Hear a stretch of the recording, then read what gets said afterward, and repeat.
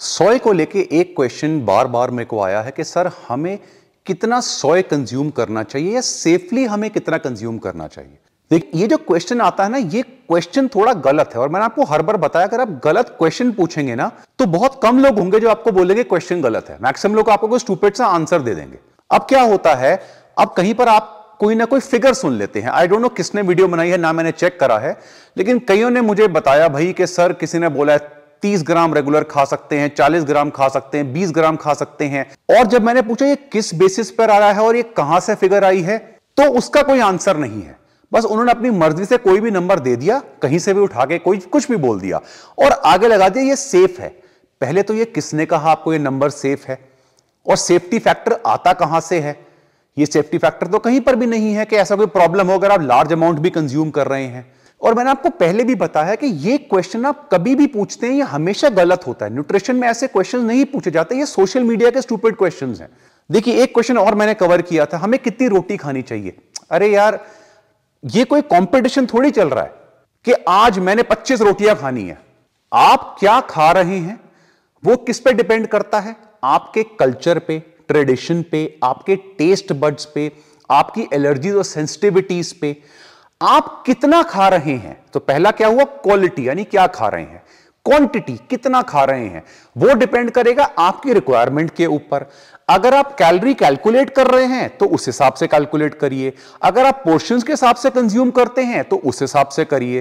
तो आपको कितना खाना है वो आपके ऊपर डिपेंड करेगा, पहली चीज। अब एग्जांपल लेता हूं, लेट्स से एक इंसान को 2000 कैलोरीज खानी है दिन में, अप्रॉक्सीमेट। मैंने किसी भी एक रैंडम एग्जांपल को ले लिया। भाई क्या आपने उस 2000 कैलोरी में से आपने let's say carbs, fats, proteins को डिवाइड करा, क्या आपका सारा कार्बोहाइड्रेट जो है वो रोटियों से आएगा?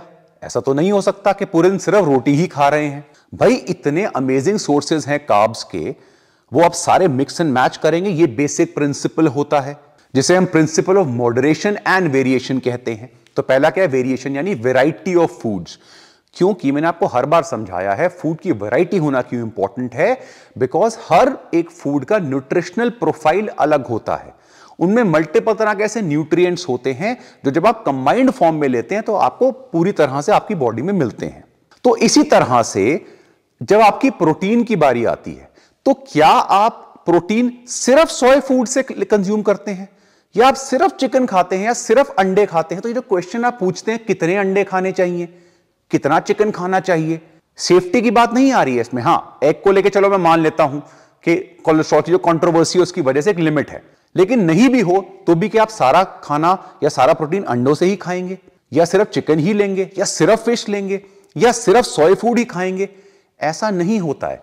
और अगर आपको प्रोटीन की इंफॉर्मेशन गलत है, जो मैंने ऑलरेडी बहुत बार पॉइंट आउट किया है, प्रीवियस वीडियोस आप चेक करिए मेरी, जिसमें मैंने ये समझाया है कि ये जो क्वेश्चन आता है ना बेस्ट प्रोटीन फूड्स, ये क्वेश्चन क्यों गलत है।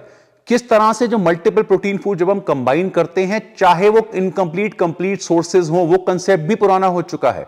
किस तरह से आपकी बॉडी में जो अमीनो एसिड पूल होता है, वो पूरे दिन में कितना अमीनो एसिड्स, कितना खाना आप ले रहे हैं प्रोटीन सोर्सेज, उस पर डिपेंड करता है। तो पूरे दिन की क्वांटिटी एंड क्वालिटी मैटर करती है, एक मील की नहीं, एक फूड की नहीं। इसीलिए आप जब हर एक तरह का खाना अलग अलग तरीके से खाते हैं तो उसी तरह से सोयाबीन आता है। लेट्स से आप वेजिटेरियन हैं, क्या वेजिटेरियन में सिर्फ सोय ही एक ऐसा फूड है जिसको आप कंज्यूम करते हैं प्रोटीन के लिए? अगर ऐसा है तो आपकी वेजिटेरियन की नॉलेज ही बहुत गलत है। तो जो मैंने वीडियो बनाया था what are the best foods for proteins, ठीक है, उसको जरा जरूर देखिए क्योंकि मैंने मल्टीपल सोर्सेज गिने हैं। Again it is not about incomplete and complete, क्योंकि जब आप दो इनकंप्लीट सोर्सेज को साथ खाते हैं, जो आप पूरे दिन में वैसे भी खाते हैं, आपकी बॉडी में सारे अमीनोज मिलते हैं आपको। अब वेजिटेरियन की बात करें तो आपके जो मिल्क प्रोडक्ट्स हुए किसी भी तरह के, वो सारे कंप्लीट हैं। सोय इज मोर और लेस पूरी तरह से कंप्लीट फूड। उसके बाद कई लोग सप्लीमेंट्स लेते हैं, वो तो पूरी तरह से कंप्लीट हो जाता है। उसके बाद आपके जो दाल, राजमा, चना, बाकी लेग्यूम्स और पल्सेस वगैरह आते हैं, नट्स आते हैं, सीड्स होती हैं, जो आप ग्रेन्स वगैरह भी खाते हैं उनमें भी अमीनो एसिड होता है। ये सारे इनकंप्लीट हैं, लेकिन कंबाइन करके खाते हैं ना, दाल चावल कंबाइन करके लिए कंप्लीट प्रोटीन हो गया, ठीक है, रोटी और राजमा वगैरह। तो ये सारी चीजें कंबाइन करके पूरे दिन में मल्टीपल वैरायटी लेते हैं, तो उससे आपकी बॉडी में एम्पल अमीनो एसिड आपको मिल जाते हैं, कंप्लीट प्रोटीन्स मिल जाते हैं। तो सोय जो आप कंज्यूम करते हैं वो भी आप एक फूड की तरह कंज्यूम करते हैं। आप उसे सप्लीमेंट फॉर्म में ले रहे हैं, फाइन। आप उसे फूड के फॉर्म में ले रहे हैं, फाइन। लेकिन क्या आप पूरे दिन सारी मील्स में सोय ही खाते रहते हैं? ऐसा नहीं होता। कितना सोय ले लेंगे? एक बोल ऑफ सोय ले लेंगे, कितने भी अमाउंट आप ग्राम्स के हिसाब से कंज्यूम करना चाहते हैं वो आप कैलकुलेट कर लीजिए। एक आध मील में आप सोय ले लेंगे, घर में भी ऐसे ही लेते हैं। किसी मील में कुछ और खाना होगा, किसी और मील में कोई और सब्जी होगी, कोई और दाल होगा, कुछ और होगा। तो मल्टीपल तरह के फूड सोर्सेज होते हैं। अब जो एक्चुअल रिकमेंडेशन है जो कहीं पर लिखी हुई है एक स्टडी में, वो क्या है कि दिन में on an average 15 to 25 grams of soy protein जो है वो आप ले सकते हैं। लेकिन उस स्टडी में बहुत क्लियरली लिखा हुआ है कि इस अमाउंट से ज्यादा लेने पर कोई एडवर्स इफेक्ट नहीं होता। उन्होंने यह बताया कि अगर हम हिस्टोरिकली चेक करें लोगों की फूड हैबिट्स या प्रैक्टिकली चेक करें तो इससे ज्यादा मैक्सिमम कल्चर्स में लोग कंज्यूम नहीं करते हैं। कुछ कल्चर्स में करते हैं और वहां पे कोई फर्क नहीं पड़ता। जैसे मैंने बताया जापान वगैरह हुआ, चाइना हुआ, यहां पे कुछ लोग बहुत ज्यादा अमाउंट में करते हैं, उनको कोई प्रॉब्लम नहीं होती। लेकिन मैक्सिमम लोग वर्ल्ड ओवर जो सोय कंज्यूम करते हैं वो इससे ज्यादा वैसे भी नहीं करते। तो उन्होंने ये जो रिकमेंडेशन दी है ना, ये बड़े प्रैक्टिकल उससे दी है कि भाई इतना ही करते हैं। उन्होंने ये नहीं बोला कि इतना ही करना होता है, इससे ऊपर नहीं करना चाहिए, क्योंकि उनके पीछे भी कोई लोग पड़ गए होंगे, भाई साहब बताओ कितना, नहीं नंबर बताओ, नंबर बताओ, हम जिंदगी में नंबरों के हिसाब से जीते हैं। तो उसने बोल दिया भाई इतना ले सकते हो, नॉर्मल है, सब लोग इतना ही करते हैं, तुम्हें ज्यादा लेना ज्यादा ले लो अगर ज्यादा अच्छा लगता है तो। ये एक्चुअल आंसर है। तो कितना अमाउंट ऑफ सोया आप कंज्यूम कर सकते हैं इसका कोई भी रिटन फिगर नहीं है और ना हो सकती है ना होनी चाहिए। और दुनिया में किसी भी फूड्स को लेके ऐसी लिमिटेशंस बहुत कम है। वो आपकी प्रैक्टिकलिटी पे आता है। जैसे मैंने बताया दो मेजर प्रिंसिपल, मॉडरेशन, किसी भी फूड को मॉडरेट अमाउंट में कंज्यूम करना, एक्सेस में तो हर एक चीज में प्रॉब्लम होगी।